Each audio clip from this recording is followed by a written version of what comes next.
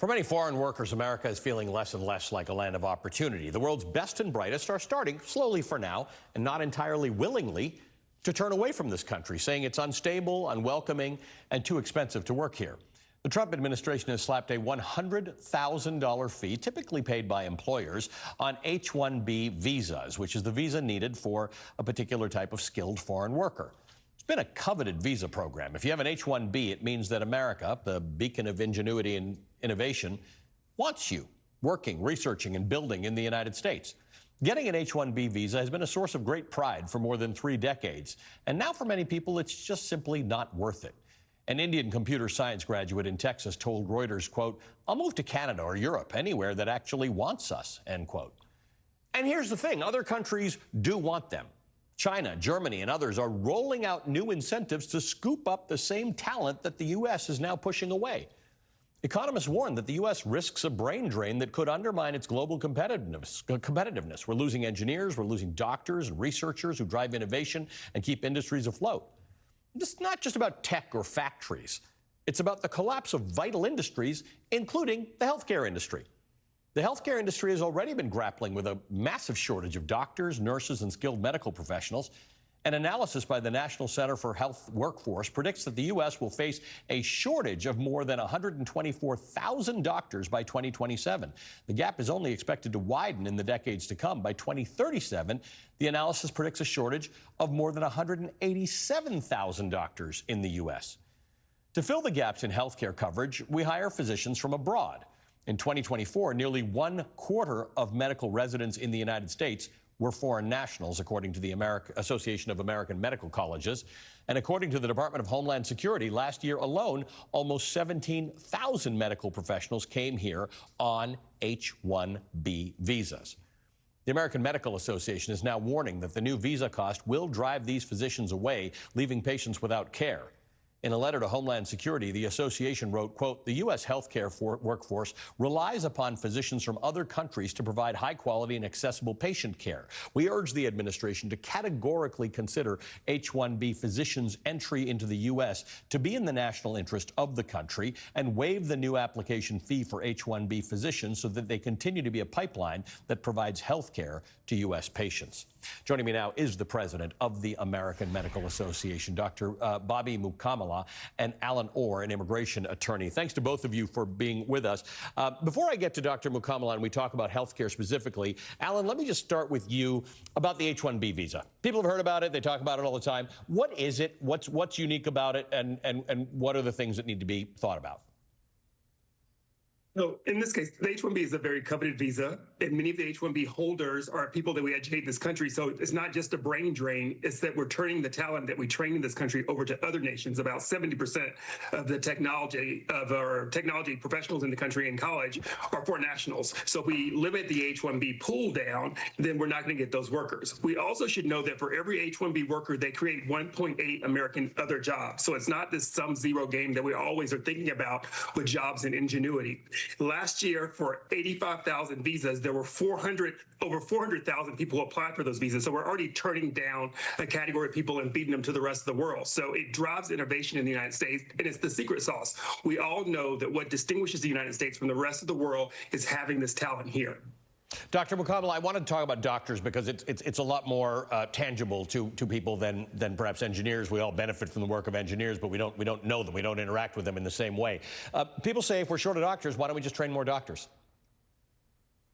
Yeah, well, it would be great, and we're trying to do that. The narrow part of the funnel in doctors training is the residency program, right? And we have a narrow part of that funnel. From the 90s, we really haven't expanded, and people are living longer. Chronic disease is something that you can have stage 4 cancer and live much longer than you used to be able to. And what does that require? It requires doctors to take care of you. And the narrow part is the residency training. And we're trying hard to improve that. And then, the other side of that is physicians are burning out. Right? When you think about the challenges of practicing medicine, everything from prior authorization to, the delays in getting care, that's tough. And so when you're leaving early and we're not putting enough people in, you end up with a shortage. And it's been critical to have international medical graduates come to this country to practice medicine to fill that void. And it's critical in areas like Flint, Michigan, where I live. You mentioned Michigan in the last segment. Yep. That's my hometown. I'm glad you like it. But Flint is an underserved area. My parents came there in 1970, and it was a red carpet, right? They were international medical graduates.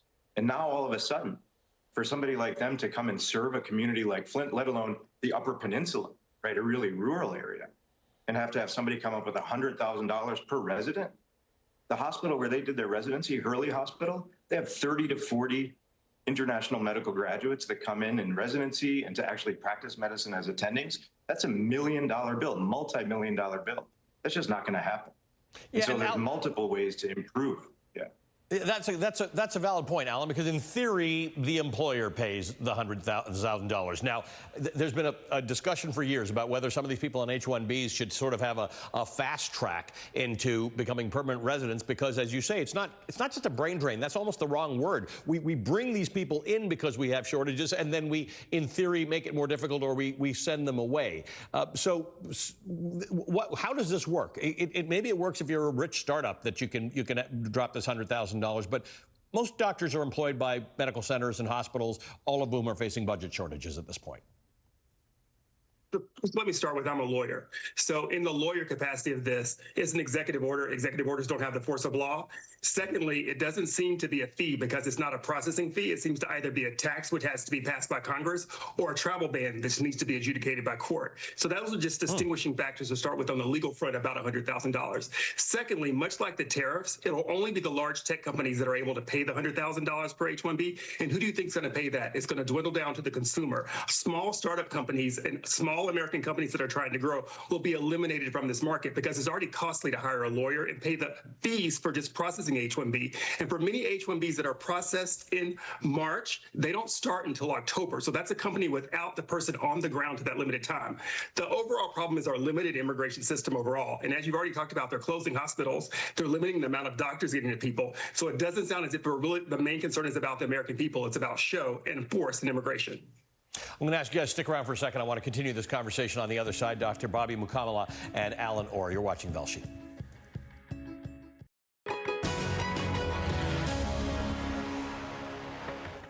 We're back having a very important conversation with Dr. Bobby Mukamala, president of the American Medical Association, and Allen Orr, immigration attorney. Dr. Mukamala, you mentioned that your parents came here. They came from India. I would assume that was before the H-1B program even existed. But today, more than 70% of H-1B holders come from India, far more than any other country. Some of them are engineers, some of them are doctors, some of them are in other fields. Tell me why so many Indian nationals have chosen for the U.S. for careers in STEM, and why that matters, why maintaining that pipeline is important. Yeah, I think if they've ever heard me talk about my parents, coming from villages in India, this can be from anywhere in the world, but they happen to come from villages in India at the age of 25. I've got a picture of my parents. My mom was pregnant with me in front of the Lincoln Memorial, right? It was such an amazing picture, literally goes viral. Within the American Association of Physicians from India. They love that picture because it's the American dream, and to have that sort of opportunity, and America needs them, right? When they came to Flint, Michigan, that's a hospital that even to this day, 30 to 40 international medical graduates in the training and a few a year that come on an H-1B visa as an attending physician to take care of our community. And so it's a love-love relationship. But now all of a sudden, hospital is not going to be able to afford $100,000 per resident. So we would love to engage with the administration and share these stories about how we make America healthy by changing and making an exception for physicians in training and practicing physicians. Yeah, I'll remind people there are doctor shortages all over the world. Those doctors have other options.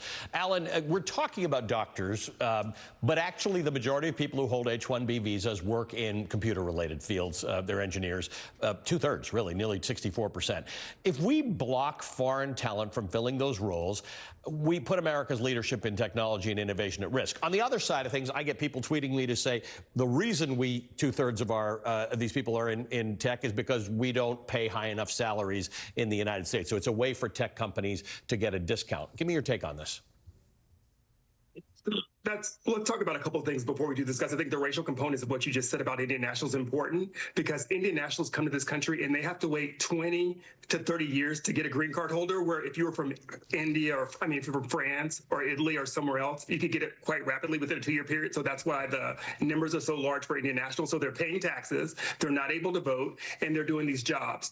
The wages are set by the Department of Labor for H-1B jobs and by employers. So if the goal is to really talk about what people are being paid, then we can address some things like the minimum wage on an international level or on a national level to make sure people are paid more. Sort of saying that H-1B workers are being paid more or paid less is just a fiction that does not exist for many H-1B workers. Many of them make over $100,000 a year. So I just don't see that as being true from what I've experienced in my practice.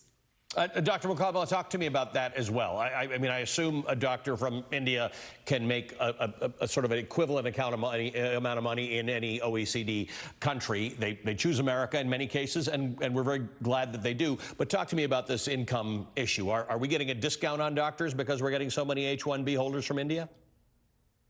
No, we're not. And those physicians that come in and they're doing their residency training here, if you're a postgraduate year one, what we call PGY1, whether you trained in New York City or in Los Angeles for medical school, or whether you came over from as an international medical graduate, it's the same salary, right? And it's the same throughout.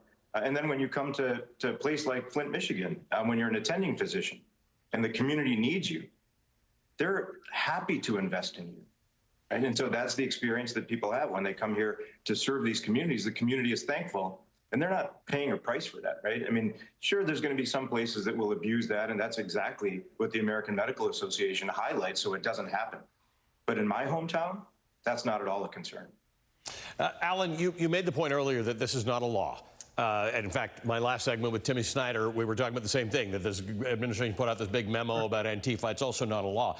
But I assume they say they're going to charge this money. So someone's going to charge this money, and who's going to stop the government from doing that? Is it people like you? Does somebody bring a lawsuit? Because I assume if you're trying to get a job as a doctor or an engineer in this country, you're not that interested in a fight with the government. Sure. So there already is a lawsuit from California sort of hurting their tech industry. It's a broad lawsuit because implementation hasn't really happened yet. So it's going to be showing a real cause to be in court with. But yes, companies, when this was announced, fumbly, meaning because we didn't even know who it actually was going to apply to at the time it was announced last week. It was a big fiction that applied to everybody, and that there was going to be this big $100,000 fee that everybody still need to pay for anyone outside the country. Lawyers organized. So there are tons of lawsuits already drafted about this, as well as originally they didn't say they were going to retroactively apply to people who already had an H-1B. So they're just main constitutional leeways that were not continued in this H-1B draft. And I think it's also important to know, let's talk about the number. There's probably between 500,000 and 1 million H-1B holders in the United States. And this is what the focus on that's hurting the economy and taking away so many jobs when we're talking about such a small capacity. This administration is really well at taking the 1% and making it seem like it's hurting the whole other 99, 98%. Yeah, I think absolutely right. What a great conversation. Thank you, guys. I appreciate you both being with us. Dr. Bobby Mukamala. Dr. Mukamala, I'm of Indian extraction, and my parents would have liked if I had become a doctor. So you're their dream. President of the American Medical Association, Allen Orr, is an immigration attorney. They would have been okay if I had been a lawyer too, but I guess I just turned out as a journalist. Thanks to both of you.